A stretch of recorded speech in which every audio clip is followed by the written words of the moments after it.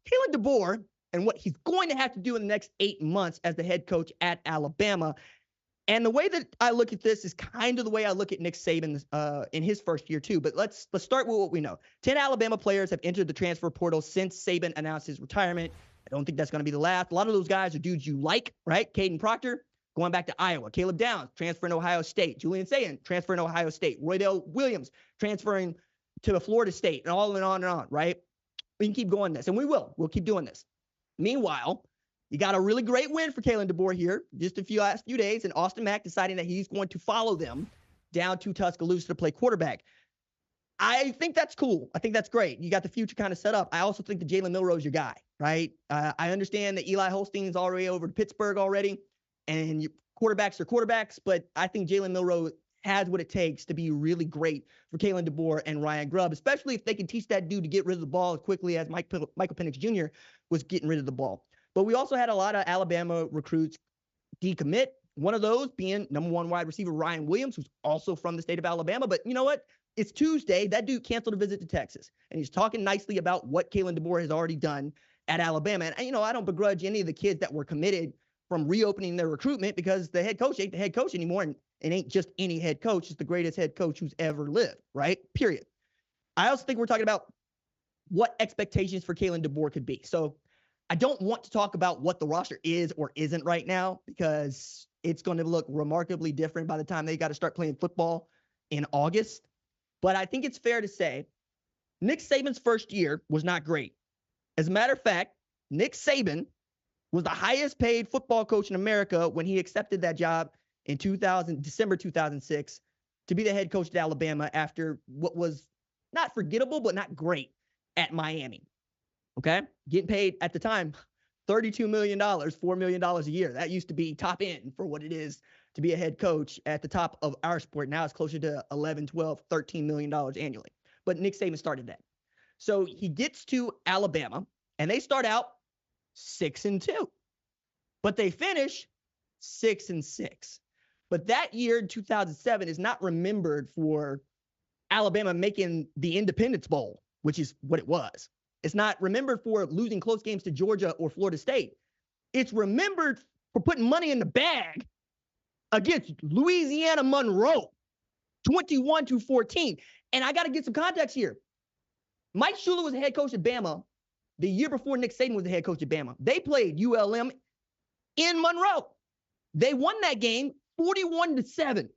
So you're Nick Saban, and you replace the guy who stopped a mud hole in Louisiana Monroe and walked it dry, and then you go and lose by a TD to LA Monroe. The $4 million head coach lost to the $130,000 head coach, that is Charlie Weatherby. Okay? The Warhawks hung the banner on a billboard. Tide rolled.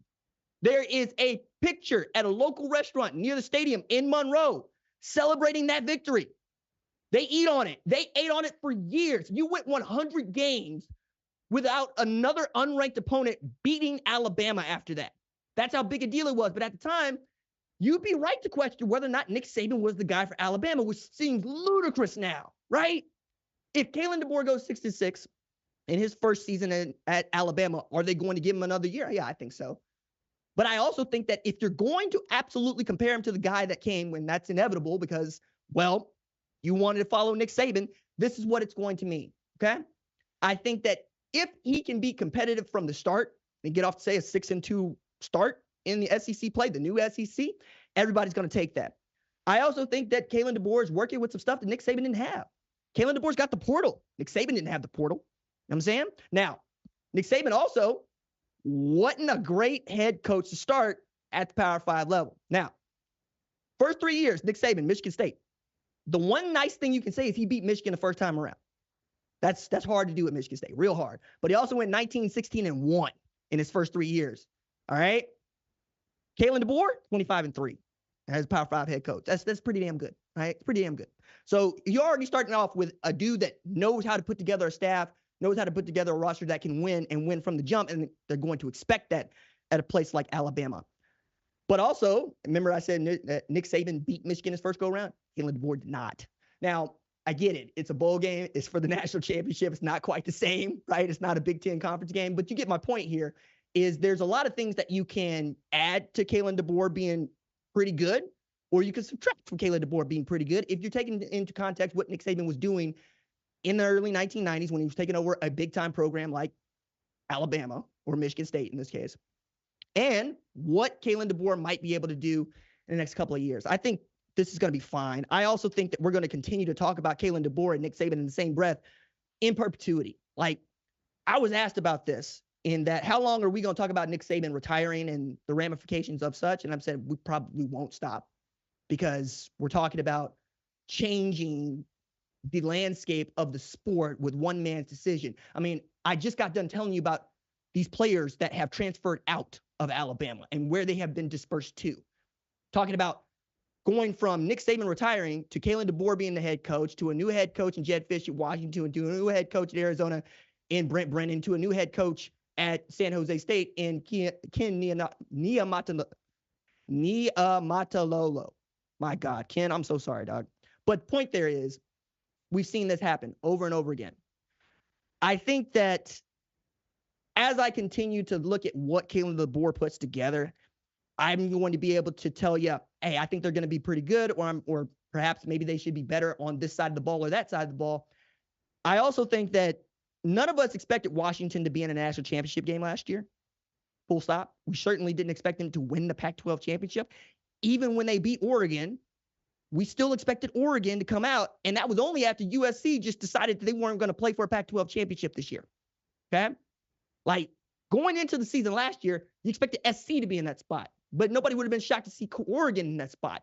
Then you see what Washington was able to do, and against the schedule, they were able to do it again, right? And I also think that there's a lot to be said here about Nick Saban and who he wanted to take over after he was done. And I think that Nick Saban had a heavy hand in picking Kalen DeBoer to be his successor.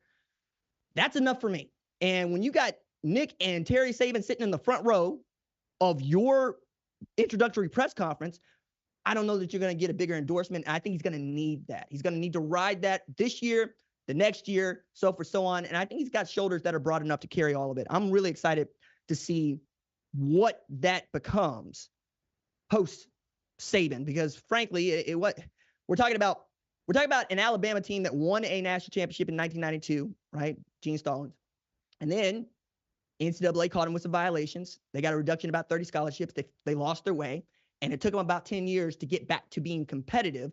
And about 13 years after that, you got winning your national championship. So how long does it take for them to get back to a national championship game is going to be the next question that he has to answer, because you're going to have a team that can compete. It's about, can you have a team that can win?